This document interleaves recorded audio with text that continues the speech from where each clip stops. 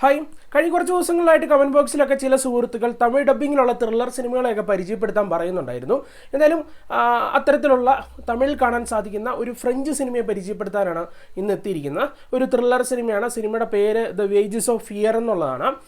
ഈ വർഷം തന്നെയാണ്, ഞാൻ പറഞ്ഞ ഈ വർഷം തന്നെ പുറത്തിറങ്ങിയ സിനിമയാണ്. എന്തായാലും ചിത്രം എങ്ങനെയുണ്ടെന്ന് നോക്കാം. സിനിമയുടെ കഥാപരിസരം എന്നുള്ളത് മെയിനായിട്ട് പറയേണ്ടത് ഒരു ഓയിൽ കമ്പനിയെ പറ്റിയാണ്. ആ ഒരു ഓയിൽ കമ്പനി സ്ഥിതി ചെയ്യുന്നത് അത്യാവശ്യം ഒരു മരുഭൂമി എന്നൊക്കെ പറയുന്ന പോലെ അത്തരത്തിലുള്ള ഒരു പ്ലേസിൻ്റെ നടുവിലായിട്ടാണ് ഇത് സ്ഥിതി ചെയ്യുന്നത്. അവിടേക്ക് ആൾക്കാരൊക്കെ താമസമുണ്ട്. എന്തായാലും ഒരു ദിവസം ഇതിൽ ഒരു ചോർച്ച വരികയാണ്, ലീക്ക് വന്നു. അങ്ങനെ ആദ്യമേ ഒന്ന് ബ്ലാസ്റ്റായി. അതിനുശേഷം പതിയെ മനസ്സിലായി ഈ സാധനം ഉടൻ തന്നെ മൊത്തത്തിൽ പൊട്ടിത്തെറിക്കും. കാരണം ഒരു ലീക്കായിക്കൊണ്ടിരിക്കുകയാണ്. കുറച്ചുകൂടെ കഴിഞ്ഞാൽ അല്ലെങ്കിൽ ഒരു 24 മണിക്കൂറിനുള്ളിൽ ഇത് മൊത്തത്തിൽ പൊട്ടിത്തെറിക്കും. പൊട്ടിത്തെറിച്ച് കഴിഞ്ഞാൽ ഏകദേശം ഒരു 5000 പേരുടെയെങ്കിലും ജീവൻ നഷ്ടപ്പെടും. കാരണം കിലോമീറ്ററുകളോളം ഈ തീ പടർന്നെത്തും എന്നുള്ളതാണ് വസ്തുത. അങ്ങനെ ഇവർക്ക് ഒരേ ഒരു സൊല്യൂഷനേ ഉള്ളൂ. ഒരു കെമിക്കൽ ഉപയോഗിച്ചുകൊണ്ട് ഇത് കെടുത്താൻ സാധിക്കും. ഓക്കെ, ആ കെമിക്കലാകട്ടെ, കെമിക്കലിനെ പറ്റി പറയുകയാണെങ്കിൽ ഒരു ഡ്രോപ്പ് എടുത്തിട്ട് നമ്മൾ എറിയുകയാണെന്നുണ്ടെങ്കിൽ അത്യാവശ്യം ഒരു ഗ്രനേഡൊക്കെ ഇടുമ്പോഴത്തേക്കുള്ള ഒരു എഫക്റ്റ് ഇല്ലേ, ഒരു ഡ്രോപ്പേൽ അത്രയും കിട്ടും. അപ്പോൾ നിങ്ങളൊന്ന് ആലോചിച്ച് നോക്കിയാൽ മൊത്തത്തിലേക്ക് 200 കിലോയാണ് ഇവിടേക്ക് എത്തിക്കേണ്ടത്. അപ്പോൾ ഇത് ഉപയോഗിച്ചിട്ട് വേണം ഇത് കെടുത്താൻ വേണ്ടി. ഞാൻ പറഞ്ഞു ഒറ്റ ഡ്രോപ്പിൻ്റെ പവർ എത്രയാണെന്ന് നിങ്ങൾക്കറിയാം. അപ്പോൾ 200 കിലോ എന്ന് പറയുമ്പോഴത്തേക്കും അത് അമ്മാതിരി സാധനമാണ്. എന്തായാലും ഇത് എടുക്കാൻ വേണ്ടി ഏകദേശം ഈ പ്രദേശത്തുനിന്നും ഏകദേശം ഒരു 800 കിലോമീറ്റർ അപ്പുറയാണ് ഈ സാധനമുള്ളത്, അല്ലെങ്കിൽ ഈ കെമിക്കലുള്ളത്. അപ്പോൾ ഇതെടുക്കാൻ വേണ്ടി നമ്മുടെ നായകനും ഒരു സംഘവും ഒക്കെ ചേർന്ന് പോകുന്നതും ശേഷം അത് എടുത്തുകൊണ്ട് വരുമോ ഇല്ലയോ എന്നൊക്കെ തന്നെ ത്രില്ലിങ്ങായി കാണിച്ചു തരുന്നതാണ് ഏകദേശം ഈ ഒരു സിനിമയുടെ പ്ലോട്ട് എന്നുള്ളത്. ഈ സിനിമയെ പറ്റി പറയുമ്പോഴത്തേക്കും നമുക്ക് അത്യാവശ്യം ത്രില്ലടിച്ച് തന്നെ ഇരുന്ന് കാണാൻ സാധിക്കുന്ന ഒരു സിനിമ എന്ന് പറയാൻ സാധിക്കും. ഈ സിനിമ കഥ പറഞ്ഞു പോകുമ്പോഴത്തേക്കും ഇതിൽ വലിയ പുതുമയുണ്ടായിരുന്നു എന്ന് പറയാൻ സാധിക്കില്ല. നമ്മൾ തന്നെ ഇത്തരത്തിലുള്ള മറ്റൊരു സിനിമയെ പരിചയപ്പെടുത്തിയിരുന്നു.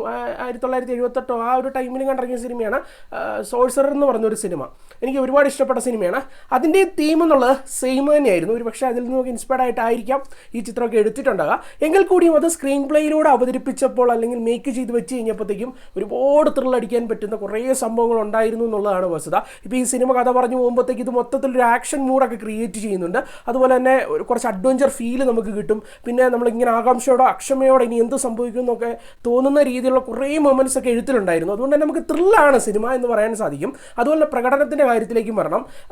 പ്രധാനമായിട്ട് പറയേണ്ടത് മെയിൻ ഹീറോ ആയിട്ട് എത്തിയിട്ടുണ്ടായിരുന്ന ഫ്രാങ്ക് എന്ന് പറയുന്ന ആളുടെയും അതുപോലെ തന്നെ ആൽബൻ ലിനോയർ എന്ന് പറയുന്ന മറ്റൊരു താരം കൂടിയുണ്ട്. രണ്ടുപേര് ഹീറോസാന്ന് പറയാൻ സാധിക്കും. രണ്ടുപേരുടെ പ്രകടനം നല്ല സെറ്റപ്പായിട്ട് തന്നെയാണ് ചിത്രത്തിനുള്ളിൽ നിന്നിട്ടുണ്ടായിരുന്നത്. കൂടാതെ ഹീറോയിൻ റോളിൽ എത്തിയിട്ടുണ്ടായിരുന്ന അന ഗിറാർ ഡോട്ട് എന്ന് പറയുന്ന ആ ഒരു ആക്ട്രസിൻ്റെ പ്രകടനം എടുത്തു പറയേണ്ട ഒന്ന് തന്നെയാണ്. അങ്ങനെ പ്രകടനങ്ങൾ കൊണ്ടും നമുക്ക് അത്യാവശ്യം ത്രില്ലൊക്കെ അടിക്കാൻ സാധിക്കും. ഇതിൽ ഞാൻ പറഞ്ഞില്ല, നായകന്മാരുടെ പ്രകടനം കൊണ്ട് നിങ്ങൾക്ക് കുറച്ച് എൻജോയ് ചെയ്യാൻ സാധിക്കും എന്നുള്ളത് തന്നെയാണ് വസ്തുത. പിന്നെ ടെക്നിക്കലി പറയുമ്പോഴത്തേക്കും എടുത്തു പറയേണ്ട ചിത്രത്തിൻ്റെ സിനിമാറ്റോഗ്രഫി കാഴ്ചയാണ്. എന്തുകൊണ്ട് സിനിമാറ്റോഗ്രഫി കാഴ്ചയെന്ന് ചോദിച്ചു കഴിഞ്ഞാൽ നിങ്ങൾക്ക് സിനിമ കണ്ടു കഴിഞ്ഞാലേ മനസ്സിലാവുള്ളൂ. അത്രയും ഒരു ഗംഭീരമായിട്ടുള്ള ഒരു ക്യാമറ മൂവ്മെൻറ്റ്സും കാര്യങ്ങളൊക്കെയാണ്, അല്ലെങ്കിൽ ഒരു സ്റ്റണ്ണിങ് ആയിട്ടുള്ള സെറ്റപ്പിലാണ് ക്യാമറ മൊത്തത്തിൽ നിന്നിട്ടുണ്ടായിരുന്നെന്ന് പറയാൻ സാധിക്കും. അതായത് ചിലയൊക്കെ ഒരു സിറ്റുവേഷനൊക്കെ കാണിക്കുമ്പോഴത്തേക്കും പല ആംഗിളിൽ നിന്നൊക്കെ തന്നെ കാണിക്കുമെന്ന് പറയാൻ സാധിക്കും. അത് ഒരു ജസ്റ്റ് ഒരു സീക്വൻസൊക്കെ കാണിക്കാൻ വേണ്ടി പല ആംഗിളിൽ നിന്നൊക്കെ എടുത്ത് അത് എഡിറ്ററൊക്കെ ഉപയോഗിച്ചുകൊണ്ട് നല്ല രീതി ഗ്രിപ്പായിട്ട് കട്ട് ചെയ്തൊക്കെ വെച്ച് നല്ല രസമായിരുന്നു. ആ സിനിമാറ്റോഗ്രഫി വർക്ക് എന്നുള്ളത് ഉടനീളം നല്ല രസകരമായിരുന്നു എന്ന് തന്നെ പറയാൻ സാധിക്കും. അതുപോലെ തന്നെ ചിത്രത്തിൻ്റെ BGM ഒക്കെ പറയണം. അത് ചില സമയത്തൊക്കെ ഒരു BGM ഒക്കെ കൊണ്ടിടുന്നുണ്ട്. അതും ഈ തബലയൊക്കെ കണ്ടൊക്കെ ഉപയോഗിച്ച് നോർമലായിട്ടുള്ള ഇൻസ്ട്രുമെൻറ്റ്സ് ഒക്കെ ഉപയോഗിച്ചുകൊണ്ടേ കുറച്ച് സംഭവങ്ങളൊക്കെ വെക്കുന്നുണ്ട്. അതൊക്കെ ഗംഭീരമായിരുന്നു എന്ന് പറയാൻ സാധിക്കും. അതുപോലെ ഞാൻ പറഞ്ഞു എഡിറ്ററെ പറ്റിയൊക്കെ പറയണം. 1.25 മണിക്കൂറേ ഉള്ളൂ സിനിമ. ഗംഭീരമായിട്ട് തന്നെ അദ്ദേഹത്തിൻ്റെ സ്റ്റൈലിഷ് ആയിട്ടുള്ള എഡിറ്റിങ്ങിലൂടെയൊക്കെ തന്നെ പ്രേക്ഷകരെ എൻജോയ് ചെയ്യിക്കാൻ സാധിക്കുന്നുണ്ടായിരുന്നു. അല്ലെങ്കിൽ മുഷിപ്പില്ലാതെ തന്നെ പ്രേക്ഷകരെ ഇങ്ങനെ നോക്കിയിരുത്താൻ വേണ്ടി ആ എഡിറ്ററുടെ വർക്കിനും ഒക്കെ തന്നെ സാധിച്ചു. ഓവറോൾ പറയുമ്പോഴത്തേക്കും ഈ സിനിമ തീർച്ചയായിട്ടും ത്രില്ലർ സിനിമകൾ ഇഷ്ടപ്പെടുന്നവർക്ക് ധൈര്യമായിട്ടൊന്ന് കണ്ടിരിക്കാൻ സാധിക്കുന്ന ഒരു ഡീസൻറ്റ് വാച്ച് ആയിട്ടുള്ള ഒരു സിനിമ തന്നെയാണ്.